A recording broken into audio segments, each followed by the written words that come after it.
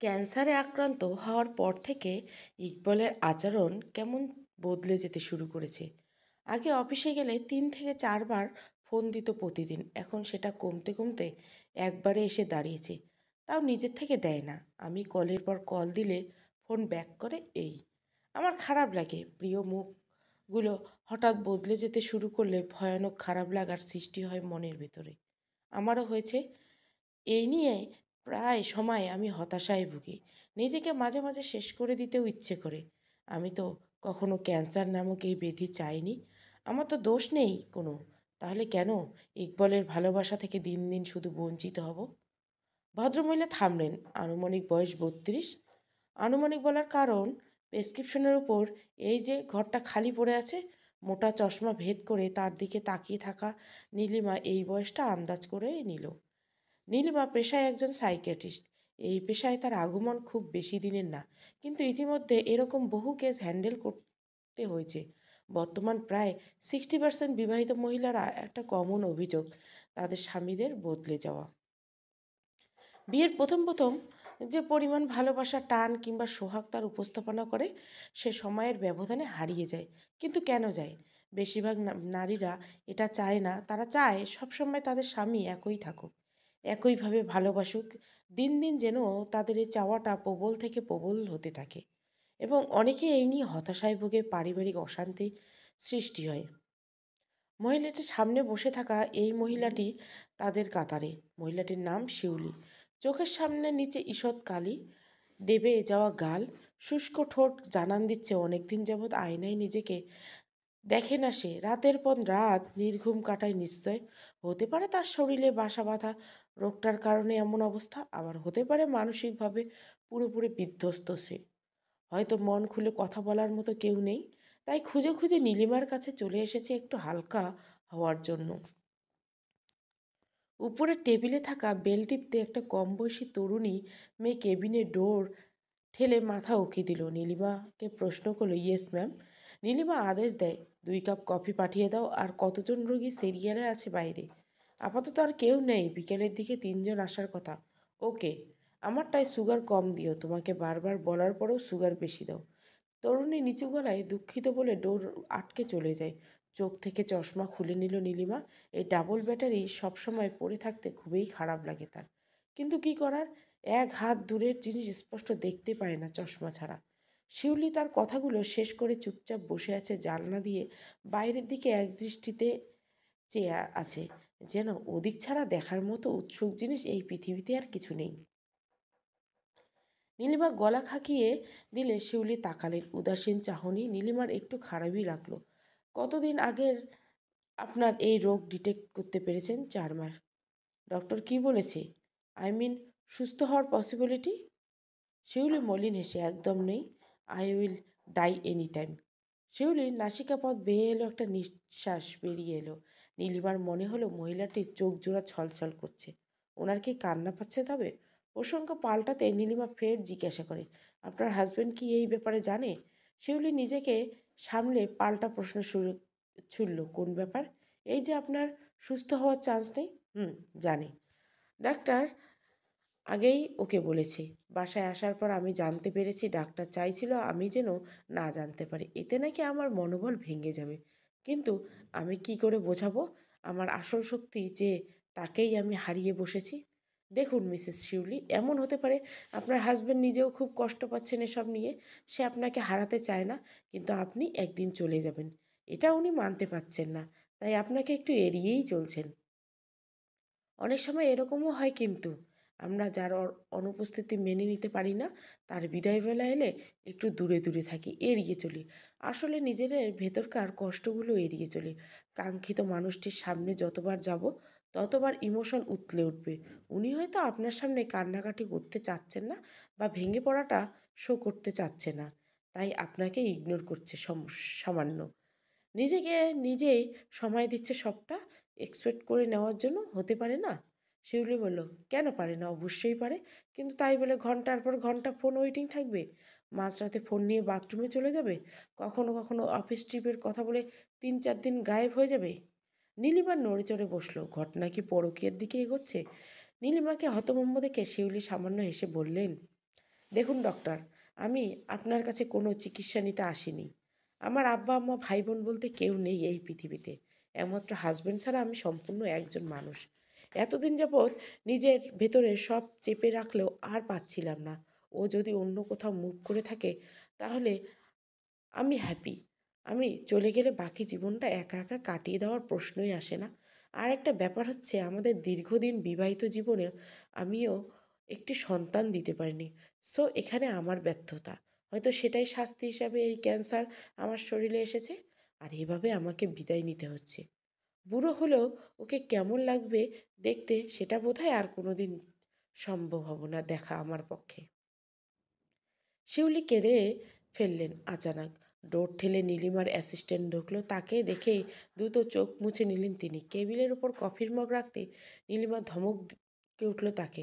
ডোর knock করে ঢুকবি সবসময়, এটা কতবার বলছি তোমাকে। অ্যাসিস্ট্যান্টের নাম হিয়া। সে মাথা নিচু করে বলে ফেলে সরি ম্যাম বলে তাড়াতাড়ি করে চলে যায়। নীলিমা দীর্ঘশ্বাস ফেলে। আগের অ্যাসিস্ট্যান্টটা কমল বেশ ভালোই ছিল, সব কাজ বুঝে শুনে করতো। নীলিমার বেগ পোহাতে হতো না তেমন। আর হিয়া কেমন যেন সব কিছু বুঝেও না বুঝে উল্টোপাল্টা কাজ করার ওস্তাদ। এছাড়া সে যে পিঠ পিছনে নীলিমার বদনাম করে বেড়ায় সেটাও শুনতে পেয়েছে নীলিমা। একমাত্র রাহুলের জন্য কমলকে বিদায় করতে হয়েছে, নইলে এরকম একটা মেয়েকে অ্যাসিস্ট্যান্ট হিসাবে রাখার প্রশ্নই আসতো না। রাহুল চায় না তার গার্লফ্রেন্ড অ্যাসিস্ট্যান্ট হিসাবে কোনো ছেলে থাকুক। অবশ্য কিছুদিন বাদে তার বিয়েও হয়ে যাবে। দুই পরিবারের মধ্যে শুধুমাত্র পাকাপাকি কথা বলাটাই এখন বাকি। এক কাপ কফি শিউলির দিকে এগিয়ে দিল নীলিমা। বলল, প্লিজ কাঁদবেন না, নিজেকে শক্ত করুন। আচ্ছা, এসব বাদ দিন, চলুন আমরা অন্য বিষয় নিয়ে আলাপ করি।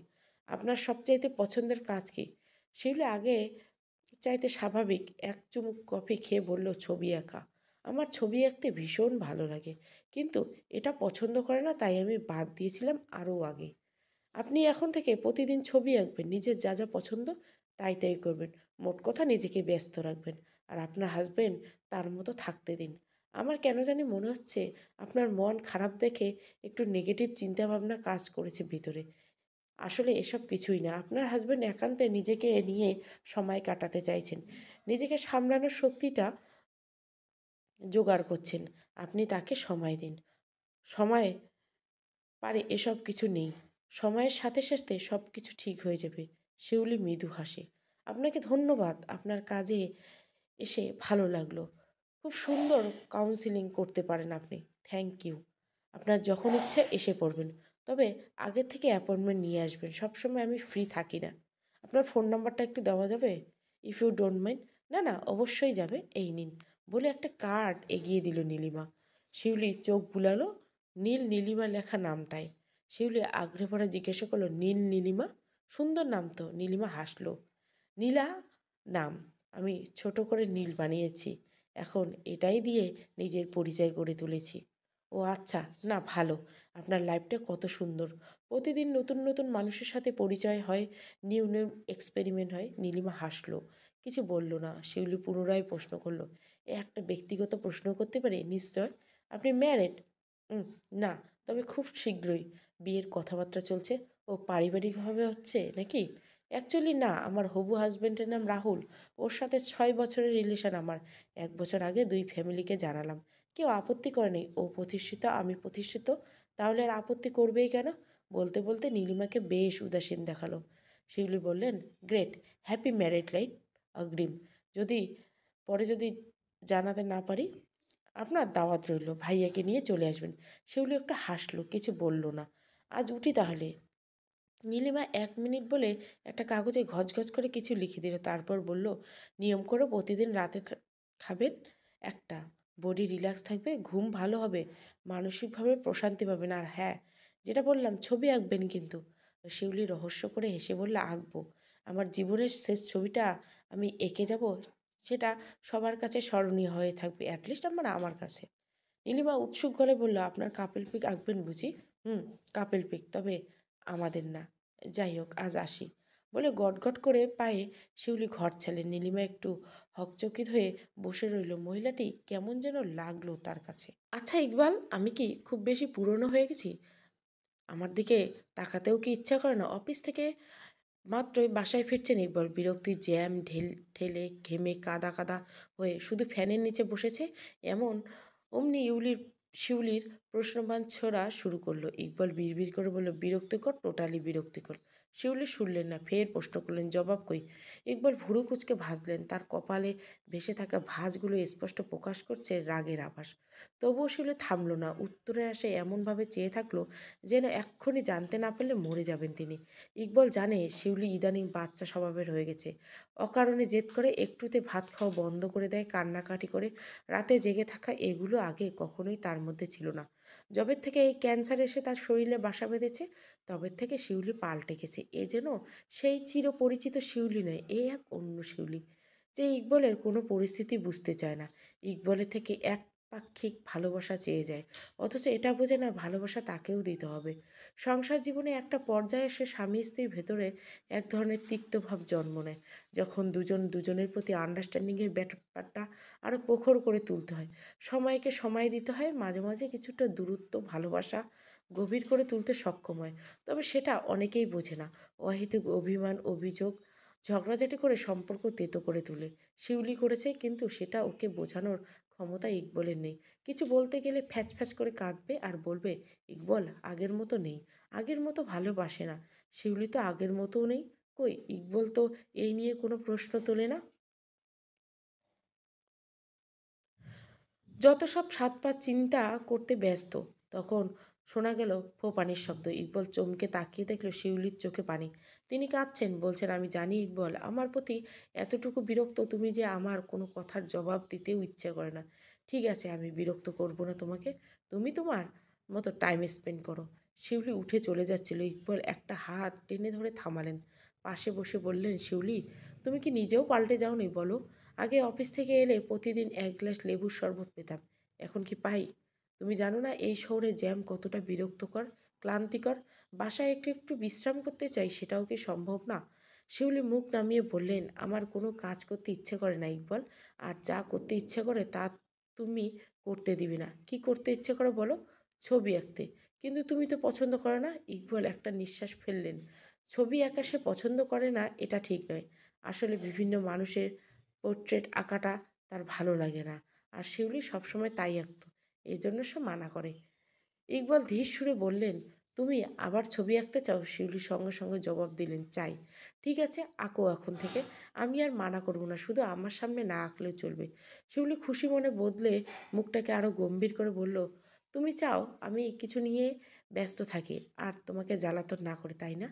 তাহলে বুঝি ওই মেয়েটার সঙ্গে নির্বিঘ্নে কথা বলতে পারবে, সম্পর্কে এগাতে পারবে, তাই না? ইকবল হতবাক কষিয়ে একটা রামধমক দিতে দিতেও থেমে গেল। চট করে উঠে দাঁড়ালেন এবং হন্য পায়ে নিজের ঘরে ফিরে এলেন। শিউলি জাস্ট অসম্ভব। দিন দিন এত নেগেটিভ কী করে হচ্ছে কে জানে। শিউলি যাতে হাসি খুশি থাকে এই জন্যই তো তিনি তাকে ছবি আঁকতে বলেছেন। অথচ শিউলি বলল এটা। 1 মাস ধরে শিউলির মনে নতুন সন্দেহ ঢুকছে, তার মতে ইকবলের সাথে অন্য কারোর সাথে সম্পর্ক আছে। ইকবাল শিউলিকে ফেলে চলে যাবে না, তবে তার জন্য বসে থাকবে না। শিউলির ভাগ্যে মৃত্যু লেখা ছাড়া কিছুই নেই, তাই শিউলির মৃত্যু পর সে ওই মেয়ের সাথে মুভ অন করবে অফিসিয়ালি। শিউলি আছে বলে তা পারছে না, নইলে অনেক আগে ইকবলের দ্বিতীয় বিয়ে হয়ে যেত। শিউলির এই ধরনের জিনিস কোথা থেকে পেয়েছে, কেন ভাবে, কেন সবসময় নেগেটিভ মাইন্ড নিয়ে ঘোরে, ইকবল জানে না। সে শুধু জানে এভাবে চলতে থাকলে শিউলি নয়, সেও মারা যাবে একদিন। একটা রোগ সব কিছু এলোমেলো করে দিল তাদের মধ্যে। কেনই এই ক্যান্সারটা হতে হলো, আর কেনই বা শিউলি এভাবে পাল্টে গেল? এদের ভেতরে একটা বাচ্চার শূন্যতা থাকলেও কখনো সেটাকে অপূর্ণতা মনে করেনি ইকবল। সে সবসময় মানসিকভাবে শিউলিকে সাপোর্ট দিয়ে গেছে, বিনিময়ে এখন কি পাচ্ছে? চরিত্রহীন উপাধি। ইকবল বিড়বিড় করে কিছু অশ্লীল বাক্য ছাড়লেন। হাত ঘড়িটাই 9টা বাজছে, রাত নেমেছে শহরের বুকে। যদিও রাস্তাঘাট পরিপূর্ণ, ঢাকা শহরের রূপ রাতের বেলায় বেড়ে যায়, এমনটা মনে হয় রাহুলের কাছে। সে বসে আছে একটা রুপটপ রেস্টুরেন্টে, অপেক্ষা করছে নীলিমার জন্য। ইদানিং এত ব্যস্ত থাকে মেয়েটা, তার জন্য সব সময় হয় না। অনেক সময় রাতের বেলাও ফোনে কথা হয় না পেশেন্টের জন্য। বিভিন্ন পেশেন্ট রাতের পর রাত ঘন্টা ফোন দিয়ে কথা বলতে থাকে, নীলিমা চুপচাপ শুনে যায়, সেসব কাউন্সিলিং করে। রাহুলের বিরক্ত লাগে, এই মেয়েটার মধ্যে এত ধৈর্য আসে কোত্থেকে। ঘড়ির কাঁটা ঘুরতে ঘুরতে 9:30 ঘরে এলো। নীলিমার দেখা নেই। ফোনটা তুলছে না। রাহুল এবার বাসায় ফোন করলো নীলিমার মায়ের নাম্বারে। আসসালামু আলাইকুম আন্টি, কেমন আছেন? এই তো বাবা, আলহামদুলিল্লাহ। তুমি ভালো আছো তো? তোমার বাবা মা সবাই ভালো আছে? জি আন্টি, সবাই ভালো আছে। আন্টি, একটু নীলিমাকে ডেকে দিবেন? ওকে অনেকক্ষণ যাবৎ ফোন দিচ্ছি, ধরছে না। নীলিমা তো এখনো চেম্বার থেকে ফেরেনি। রাহুল এবার চিন্তিত বলল, ও আচ্ছা, রাখছি তাহলে। ও বোধহয় আজ একটু বেশিই ব্যস্ত। ভদ্রমহিলা কিছু বলার আগে রাহুল ফোনটা কেটে দিল। সব কিছু বিরক্ত লাগছে তার কাছে। নীলিমা এই অবহেলা দিন দিন বিষিয়ে তুলছে ভেতরটা। আচ্ছা, এই অভিমানগুলো জমা হতে হতে পাহাড় সমান হয়ে গেলে কি ভালোবাসা ফিকে হয়ে যাবে? নাকি নীলিমাকে এভাবে মেনে নিতে রাহুল থাকতে পারবে সারা জীবন? রাহুল উত্তর পেল না। একটা দীর্ঘশ্বাস ফেলে সে বেরিয়ে এলো রেস্টুরেন্ট থেকে। নীলিমা বোধহয় আজ আর আসবে না। রাহুল বের হওয়ার মিনিট দুইয়ের মাথায় নীলিমা এলো। দ্রুত পায়ে রেস্টুরেন্টে ঢুকে আশেপাশে কোথাও রাহুলকে দেখতে না পেরে বাইরে বেরোলো। ব্যাগ থেকে ফোন বের করে তড়িঘড়ি করে কল করতে ও প্রান্ত থেকে, হ্যালো রাহুল, তুমি কোথায়? নীলিমার কণ্ঠস্বর কাঁপছে। উদ্ভ্রান্তের ন্যায় ছুটে এসেছে এক প্রকার। রাহুল গম্ভীর মুখে বলল, পার্কটার পেছনে। ওদিকে চলে গেছো? আচ্ছা দাঁড়াও, আমি 2 মিনিটে আসছি। তোমার রাহুলের কথা বলা না। নীলিমা ফোন কেটে দিয়েছে ততক্ষণ। আলো আঁধারির মধ্যে একটা বেঞ্চে বসে আছে দুজন। কারো মুখে কথা নেই। দুজনে চুপচাপ বসে কি যেন ভাবনায় মত্ত। রাহুল আনমনে ফোন চাপছিল। নীলিমা অপালক রাহুলকে দেখে নিল।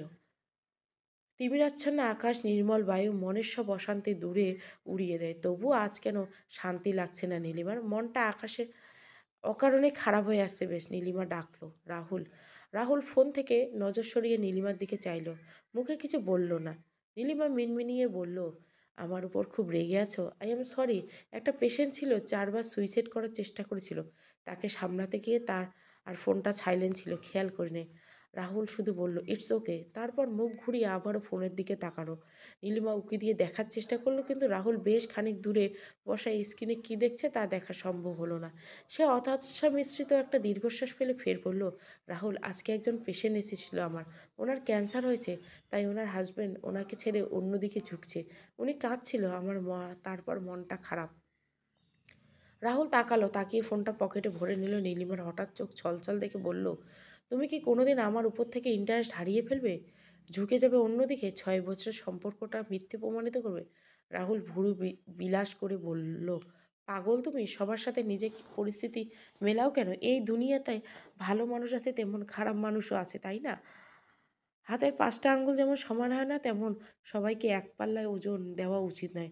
আমি কেমন তা কি তুমি জানো? নীলিমা মনে মনে উত্তর দেয়, জানতাম, তবে এখন মনে হয় জানি না। তোমাকে ভীষণ অচেনা লাগে। রাহুল বলল, কি হলো ভাবছো? কিছু না। কি যে বলছো? বলছিলাম, আমি তোমাকে ফেলে কোথাও যাব না। তুমি হলে গিয়ে ঘর মানুষ ঘুরতে থাকো, শপিংয়ে যাও, বেড়াতে যাও, যেখানে যাও তাকে, কিন্তু ঘরে ফিরে আসতেই হয় না? নীলিমা মুচকে হেসে, হয়। তেমন আমিও সবসময় তোমার কাছেই ফিরি।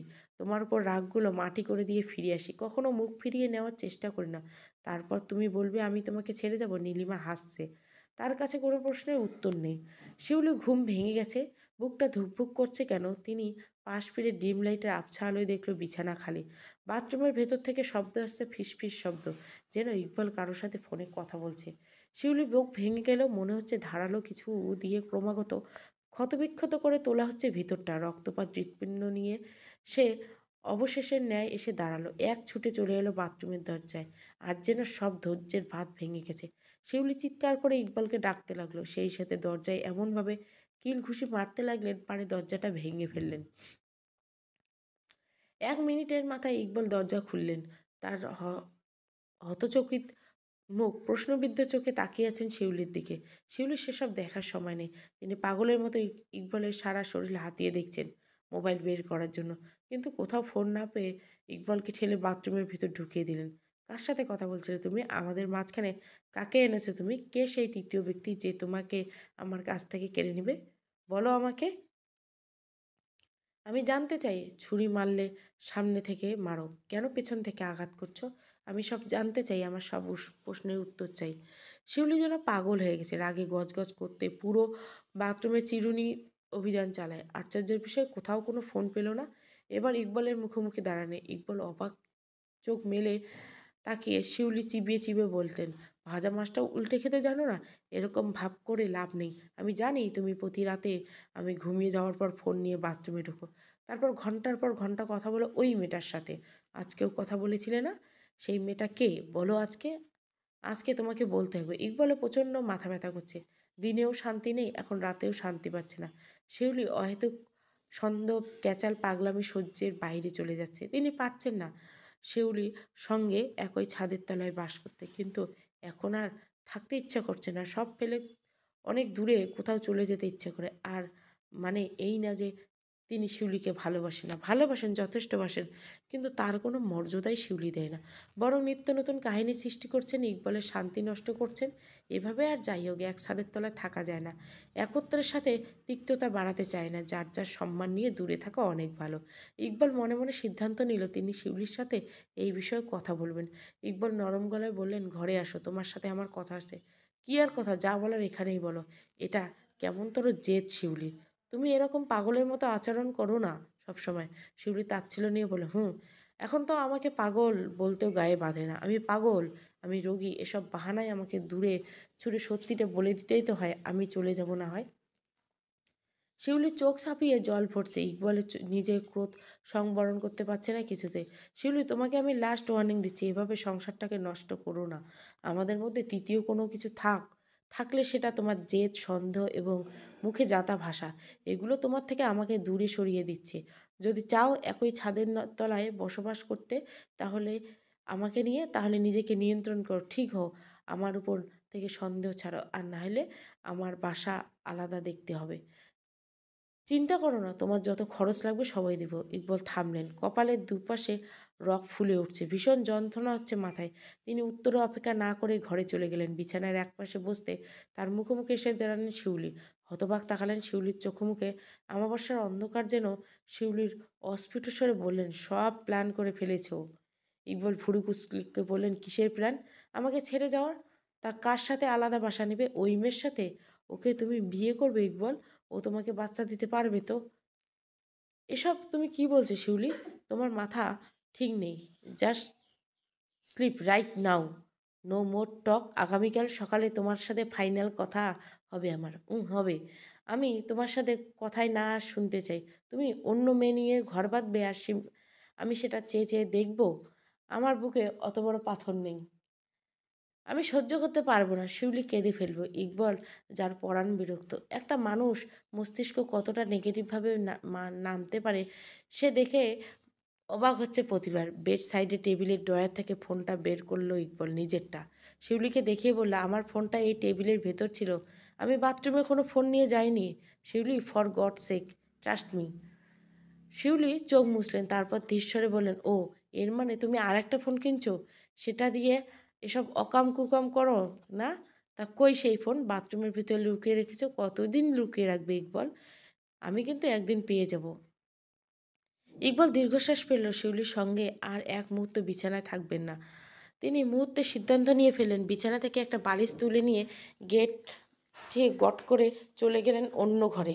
এরপর অনেক দিন গড়িয়েছে। রবিবারের সন্ধ্যা। ইকবল অফিস থেকে বেরিয়ে নিল, গাড়ি নিলেন না। ক্লান্ত পাজোড়া জোর করে টেনে ফুটপাত ধরে হেঁটে চলছেন। সেই ক্লান্ত, প্রচুর ক্লান্ত তার শরীরে। অফিসিয়ালি কাজের জন্য নয়, জীবনে ঘটে চলা বিভিন্ন সমস্যাগুলোর জন্য। শিউলির পাগলামি, দুর্ব্যবহার, অমূলক সন্দেহ দিন দিন বেড়েই চলেছে। গতকাল রাতের ঘটনা। ঘুমের ভিতরে ইকবলের বুকের উপর চেপে বসেছিল শিউলি। ইকবলের গলা, শরীরের সর্বশক্তি দিয়ে চাপ দেওয়ার চেষ্টা করে রীতিমতো ব্যর্থ হন তিনি। ততক্ষণে ইকবল জেগে গেছে। শিউলিকে এক ধাক্কায় সরিয়ে দিয়ে নিজের উপর থেকে ঘুম জড়ানো অবাক চাউনি নিক্ষেপ করে শিউলির দিকে তাকালে তিনি ফুঁপিয়ে উঠে বলেন, তোমাকে অন্য কারো হতে পারবে না। আমি যেভাবে তুমি আমাকে আদর করতে, সেই একইভাবে অন্য কাউকে আদর করবে? এটা কিছুতেই সহ্য করতে পারবো না ইকবাল। ইকবল বিবশ গলায় জবাব দেয়, তুমি আমাকে মারতে এসেছিলে শিউলি? শিউলি জবাব না দিয়ে কাঁদতে থাকলো। ইকবল আর কিছু না বলে অন্য ঘরে দিয়ে দরজা আটকে হতাশায় ডুবে গেল।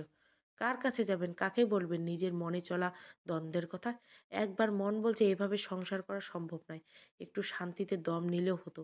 শিউলির থেকে দূরে যেতে হবে। অপরদিকে শিউলিকে ছেড়ে চলে যেতে পারছে না।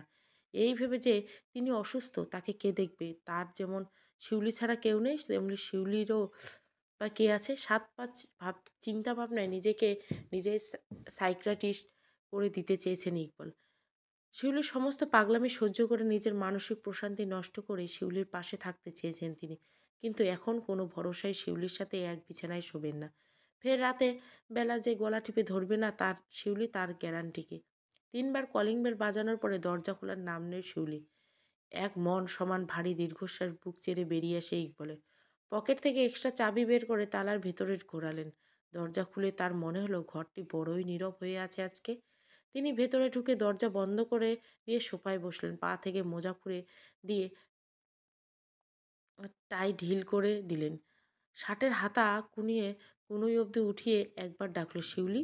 শিউলির সাড়া নেই। ইকবাল ভুরু কুঁচকে আছে, নিশ্চয় নিজের ঘরে মরার মতো পড়ে আছে।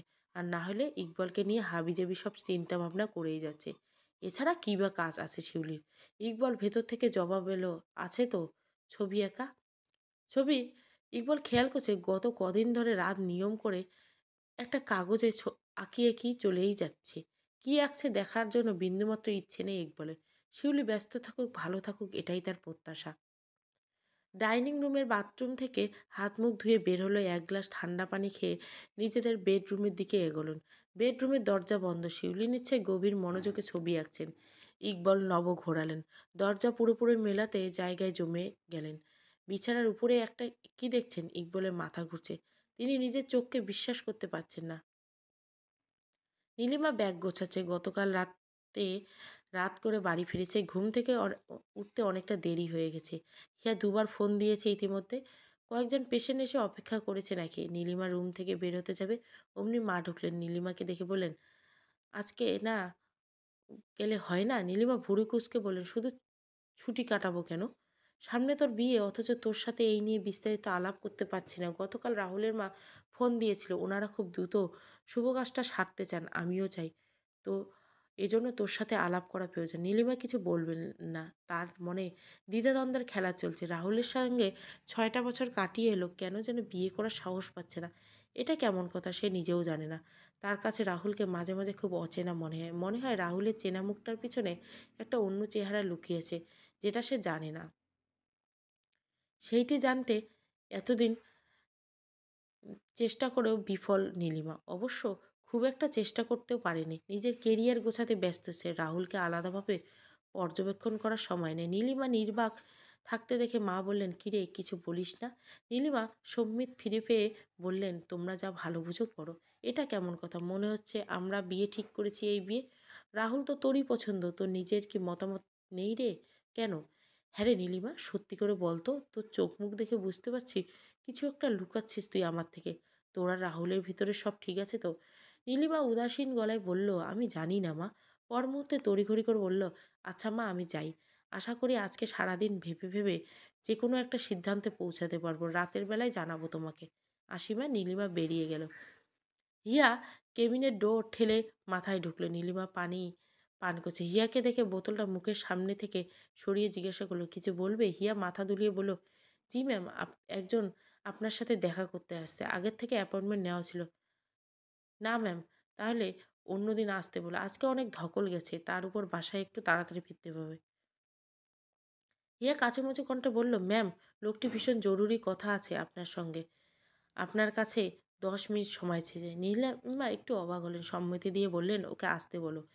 হিয়া চলে যেতেই একজন মাঝবয়সী লোক কেবিনে ঢুকলেন। নিতান্ত গোবেচারা ধরনের ভদ্রলোক লাগছে। হাতের ভিতরে বিশাল বরণের একটা র্যাপিং পেপার। কিছু একটা নিয়ে এসেছে, কিন্তু কি?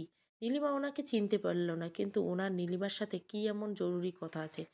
নীলিমা নড়েচড়ে বসলেন। ভদ্রলোক বিনা বাক্যে বয়ে চেয়ার টেনে বসে পড়লেন। তারপর হাতের র্যাপিং পেপার মোড়ানো জিনিসটা টেবিলের উপর থেকে নীলিমার দিকে একটু ঠেলে দিয়ে বললেন, আমি ইকবাল মাহমুদ। আমাকে আপনি চেনেন না? নীলিমার মনে পড়ল অনেকদিন আগে একজন রুগী এসেছিল, কি যেন নাম, শিউলি। হ্যাঁ, শিউলি। ওনার হাজবেন্ডের নাম ইকবাল বা এ ধরনের কিছু ছিল। তবে কি ইনি শিউলির হাজবেন্ড? তা সে মহিলা কোথায়? তিনি ঠিক আছেন তো? মনের ভিতরে অনেকগুলি প্রশ্ন ঘুরপাক খেতে লাগলো। নীলিমা নির্বিকার থাকতে দেখে ইকবাল বললেন, আমার ওয়াইফের নাম শিউলি, সে আপনার কাছে এসেছিল একবার। এইবার নীলিমা বললেন, ইয়েস, আই রিমেম্বার, অনেক দিন আগে এসেছিল। আপনার ব্যাপারে তার নানান অভিযোগ আমার কাছে ব্যক্ত করে গেছেন। উনি আমার নাম্বার নিয়ে গেলে এরপর আর কোনো যোগাযোগ হয়নি। উনি এসেছেন নাকি? ভালো আছেন? ইকবল তাকালেন। তার বিধ্বস্ত চেহারার কারণে নীলিমা ধরতে পারল না, তবে কোথাও একটা গন্ডগোল আছে সেটা ঠিক বুঝতে পারছে। বুকে ধুকপুকানি কয়েক গুণ বেড়ে যাচ্ছে, কিন্তু এমনটা হওয়ার কারণ কি? ইকবাল বললেন, আপনি একটু এটা খুলে দেখুন, তারপর আপনার সব প্রশ্নের উত্তর দিব আমি। নীলিমা প্রশ্ন করতে চেয়েও থেমে গেল। লোকটির কথার মতো র্যাপিং পেপার সরাতে বড় ফ্রেম বেরিয়ে এলো। সঙ্গে সঙ্গে নীলিমার মনে হলো তার মাথা ঘুরে উঠছে। চোখের সামনে যেটা দেখতে পাচ্ছে সেটা কিছুতেই বিশ্বাস হচ্ছে না। নীলিমার শরীর বিবশ হয়ে যেতে শুরু করলো। ফ্রেমে একটা ছবি আঁকা। ছবিতে রাহুলের সঙ্গে শিউলির খুব ঘনিষ্ঠ একটা মুহূর্ত ফুটে উঠেছে। নীলিমার চোখ জোড়া ধীরে ধীরে ঝাপসা হয়ে আসছে শুরু করলো। সে দ্রুত ছবিটার উপর পেপার চাপা দিল। এই ধরনের দৃশ্য সহ্য করা কোনো গার্লফ্রেন্ডের পক্ষে সম্ভব না। ইকবাল বললেন, শিউলি রাহুলের সঙ্গে একটা গোপন সম্পর্কে লিপ্ত হয়েছিল আরও ১.৫ বছর আগে। শিউলি কেউ নেই দেখে আমি বেশ কিছু টাকা সম্পত্তি ওর জন্য রেখে গিয়েছিলাম। সেগুলো ওর নামে ব্যাংকে রাখা ছিল। আমি ভেবেছিলাম কোনোদিন যদি আমি মৃত্যুবরণ করি, তবে শিউলির জন্য রাস্তায় পড়তে না হয়। সেই টাকার লোভে রাহুল ওকে ভালোবাসার স্বপ্ন দেখায়। আমি কাজের ব্যস্ততায় শিউলি থেকে অনেক দূরে চলে যাচ্ছিলাম। ওদিকে রাহুল ওর কাছে চলে আসছিল। আমার থেকে যা যা না পেত শিউলি, তা রাহুল পূরণ করে দিচ্ছিল। বলতে পারেন অপ্রেমের বয়সে ও প্রেমে পড়েছিল ওই ছেলেটি। শিউলি টনক নড়ে তখন যখন রাহুল তার থেকে প্রায় ১০ লক্ষ টাকা নিয়ে নিজের ব্যবসা শুরু করে। এরপর থেকে ওকে ইগনোর করতে শুরু করে। শিউলি আপনার ব্যাপারে কিছু জানতো না। রাহুল জানতে দেয়নি। রাহুল নিজেকে একটা ইনোসেন্ট বয় হিসাবে ওর সামনে তুলে ধরেছিল। এরপর আস্তে আস্তে রাহুলের টান ভালোবাসা কমে গেছে। রাহুলের অবহেলাগুলো পেতে থাকে শিউলি। খোঁজ করে এবং তখন গিয়ে জানতে পারে, আপনার ব্যাপারে জানতে পারে, তাও অন্য কারো থেকে। রাহুল জানতো না যে শিউলি আপনার ব্যাপারে জানে। এর মাঝে বেশ কিছুদিন যাবৎ মারাত্মক অসুখ থাকায় আমি ওকে ডাক্তার দেখাই এবং ওর শরীরে ক্যান্সার কোষ ডিটেক্ট করি। এটা জানার পর শিউলি অনুতপ্ত হয়। রাহুলের থেকে সরে আসে নিজেই। কিন্তু প্রতি মুহূর্তে অনুতাপের আগুন দগ্ধ হয়ে যায়। আমাকে কিভাবে সব বলবে, কিভাবে শেয়ার করবে, কিভাবে ক্ষমা চাইবে, এসব ভেবে ভেবে ডিপ্রেশনে চলে যেতে থাকি ধীরে ধীরে। ও ক্যান্সার আক্রান্ত, যে কোনো দিন আমাকে ছেড়ে চলে যাবে, এই বিষয়টি আমি কিছুতেই মানতে পারছিলাম তার না। তাই অনেকটা চুপচাপ হয়ে গেছিলাম। তারপর শিউলি সেটাকে নেগেটিভ ভাবে নেয়। ও ভাবতে থাকে আমি বোধহয় কারোর সাথে জড়িয়েছি, যার কারণে ওর প্রতি আর ইন্টারেস্ট দেখাই না। বলে না চোরের মন পুলিশ পুলিশ, ও যেরকম করছে ভাবছে আমিও বোধহয় ওরকম কিছু একটা করেছি। ও নিজের সাথে অন্যের সাথে সম্পর্ক করতে পারে, বেডে যেতে পারবে, অথচ আমি কারো সাথে বেড শেয়ার করব, এটাও ভাবতেই পারছিল না, মানতেই পারছিলাম না। হাস্যকর না? ইকবল একটু বিরতি নিয়ে ফের বললেন। ও ধীরে ধীরে ভীষণ সন্দেহপ্রবণ হয়ে উঠছে। অনেক খোঁজখবর নেওয়ার চেষ্টা করেও যখন দেখে আমার ব্যাপারে নেগেটিভ কিছুই নেই, তখন না পারছিল আমাকে বিশ্বাস করতে, না পারছিল নিজেকে ঠিক করতে। সব মিলিয়ে এমন একটা পরিস্থিতি দাঁড় করিয়েছে যে দিন দিন মানসিকভাবে আমি আমরা দুজনে ভেঙে পড়েছিলাম। ও চাইছিল আবার সব আগের মতো ঠিক হয়ে যাবে। কিন্তু না, বলে না যার যার কর্মফল ভোগ করতে হয়। ও ওর নিজের কর্মফল ভোগ করছে। ও না আমাকে পাচ্ছিল আর না রাহুলকে। মাঝখান দিয়ে সব কিছু এলোমেলো করে দিয়ে হতাশায় ডুবে শেষ হয়ে যাচ্ছিল। তাই প্রতিদিন একটু একটু করে শেষ হওয়ার চাইতে একেবারে শেষ হওয়াটা বেশি বেটার মনে হয়েছে ওর। গতকাল রাতে আমি যখন বাসায় যাই, আমি গিয়ে শিউলিকে আর জীবিত পাইনি। এই ছবিটা এঁকে আর এই চিঠিতে সব কিছু স্বীকার করে হারপিক খেয়ে নিজেকে শেষ করে ফেলেছে। ওর শেষ ইচ্ছা ছিল আপনাকে যেন সবটা জানানো হয়। আপনার সাথে সেদিনও রাহুলের ব্যাপারে সব কিছু জানাতে এসেছিল, কিন্তু আপনার অমায়িক আচরণ ওকে কনফিডেন্স করতে দেয়নি। আপনাকে কষ্ট দিতে পারেনি ও, তাই নিজেকে সরিয়ে দিল এই দুনিয়া থেকে। এই নিন ওর দেওয়া আপনার জন্য চিঠি। ইকবল পকেট থেকে একটা খাম করে বের করে এগিয়ে দিল। ভদ্রলোকের চোখ অস্বাভাবিক ধরনের লাল হয়ে আসছে। তিনি কি কান্না আটকানোর চেষ্টা করছে? নীলিমা অসাড় হয়ে খামটা নিল, খুলে পড়তে শুরু করছে। শিউলি লিখেছেন, প্রিয় নীলিমা, আপনার নামের মতোই আপনি সুন্দর। আপনার আচার আচরণ, আপনার ব্যবহার, আপনার সব কিছু আমাকে মুগ্ধ করেছে। সেই সাথে খারাপও লেগেছে এই ভেবে এত চমৎকার একটা মেয়ের কপালে কেন রাহুলের মতো একটা মানুষ জুটল। রাহুলের জীবনে আমি আসতে চাইনি, রাহুল আমার জীবনে চলে এসেছিল। একদিন সবজি বাজারে করতে গিয়ে দেখা হয়ে যাওয়া ছেলেটা প্রতিদিন যখন বাসার নিচে এসে ঘন্টার পর ঘন্টা দাঁড়াতে লাগলো আমাকে এক নজর দেখার আশায়, তখন সত্যি আমি সব ভুলে তার প্রেমে পড়ে গিয়েছিলাম। আমার বিবেক, বুদ্ধি, জ্ঞান সব কিছু যেন কোথায় হারিয়ে গিয়েছিল আমি জানি না। আপনাকে জানানোর কোনো ইচ্ছে আমার ছিল না এসব, কিন্তু শেষ পর্যন্ত ভাবলাম আপনি রাহুলকে ডিজার্ভ করেন না। সে যদি আমার সাথে এসব করতে পারে তবে ভবিষ্যতে আরও করতে পারবে, হয়তো ইতিমধ্যে আরও করেছে। তাই নিজেকে জীবনসঙ্গী চুজ করার ক্ষেত্রে যাচাই বাছাই করে নিন। জীবন একটাই, আমি সব কিছু হারিয়ে এখন সেটা বুঝতে পারলাম। আমার মৃত্যুর কেউ শোক প্রকাশ করবেন না প্লিজ। আমি এমনিতেই কদিন পর চলে যেতাম, এখন না হয় একটু আগেই চলে গেলাম। আমাকে ক্ষমা করে দিলে আমি কৃতজ্ঞ থাকবো আপনাদের কাছে। নীলিমা চোখ তুলিয়ে তাকিয়ে চমকে গেলেন। ইকবল মাহমুদ কাঁদছেন। নীলিমাকে তিনি বললেন, ও একবার আমাকে খুলে বলতো সব, আমি ওকে ক্ষমা না করলেও পারলেও এতদিন কখনো হারিয়ে যেতে দিতাম না। আমি সব ঠিক করার চেষ্টা করতাম। চেষ্টা করলে কি না করা পারা যায়। ও কেন কিছু না বলে এভাবে চলে গেল? ওকে ছাড়া আমি কতটা একা তা কি করে জানতো? বুঝতো না? নীলিমার চোখ জ্বলছে। বুকের ভিতর দাউ দাউ আগুন। রাহুলের প্রতারণা নাকি একটা ভদ্রলোকের আহাজারি? কোনটা তার বুকে সেই আগুন ধরিয়েছে জানে না। নীলিমা নিজেকে সামলে উঠে বলল, ভুল একজন করেনি মিস্টার ইকবাল, রাহুলও করেছে। শাস্তি যদি আপনার স্ত্রী পেয়ে থাকে তবে কি ওর প্রাপ্য না? আপনি কোনো স্টেপ নিতে চান চান না আমি নেব। আমার 6 বছরের ভালোবাসা যখন এভাবে ঠুনকো করে দিল তখন আমি ওর প্রতি বিন্দুমাত্র মায়া আমি নীলিমা দেখাবো না।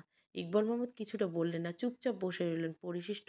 রাহুল আর নীলিমার বিয়েটা ভেঙে গেছে। শিউলির লেখা জবানবন্দি এবং তদন্তের সুবাদে রাহুলকে গ্রেপ্তার করতে হাজতে দেওয়া হয়েছে। ইদানিং নীলিমা অনেক ব্যস্ত। পেশেন্ট দেখার পাশাপাশি প্রতিদিন ইকবল সাহেবের খোঁজ খবর রাখেন। ভদ্রলোক স্ত্রী হারানোর শোক কাটিয়ে উঠতে পারেনি। রোজ রাতে তাকে একগাদা উপদেশ বাণী শুনিয়ে যায় নীলিমা। যদিও তার ফল এখন পাচ্ছেন না, তবু নীলিমা হার মানে না। লোকটা এই শোক কাটিয়ে নিজ জীবনযাত্রায় ফিরে আসতে হবে। পৃথিবীতে কারো জন্য কিছু থেমে থাকে না। সমাপ্ত। গল্পটা ভালো লাগলে অবশ্যই লাইক, শেয়ার এবং সাবস্ক্রাইব করবেন। Thank you for watching.